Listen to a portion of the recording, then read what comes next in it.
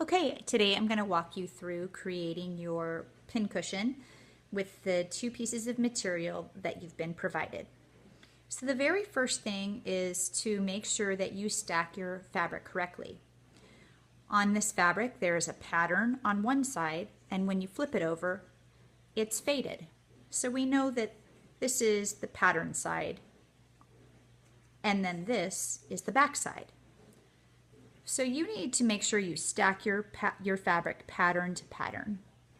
That means the two patterns are touching each other.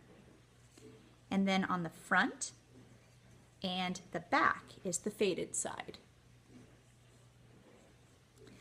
Then you need to make sure you have a straight pin and pin the pattern centered onto your fabric to allow you to have an area for sewing all the way around.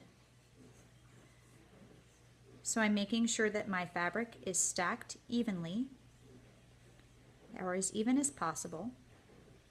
And then with my pattern, I'm going to pin it to where I have a perimeter on all four sides so that I can sew it shut. And I simply secure that pattern with one straight pin going through both the pattern and the fabric. Then I need to make sure that I choose a matching thread. In this case, it would be red or white.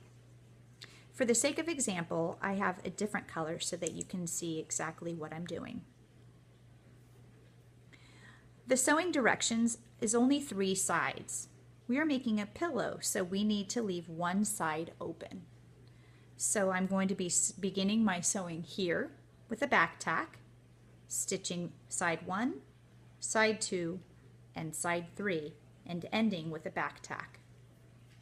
The technique that we're going to be using is always beginning and ending with a back tack. We sew on the fabric, not through the pattern.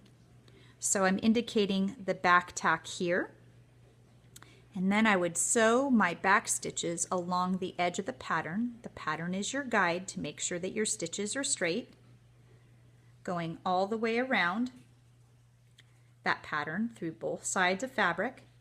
And with a wingspan you should be able to finish all 3 sides without rethreading and back tacking, but if you run out of thread, leave 2 inches to do a back tack and continue your back stitch starting with a back tack and ending with a back tack here.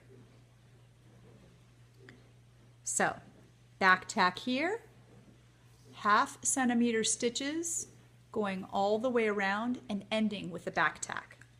Once you're done sewing that, we'll turn it inside out and I'll show you how to do the whip stitch.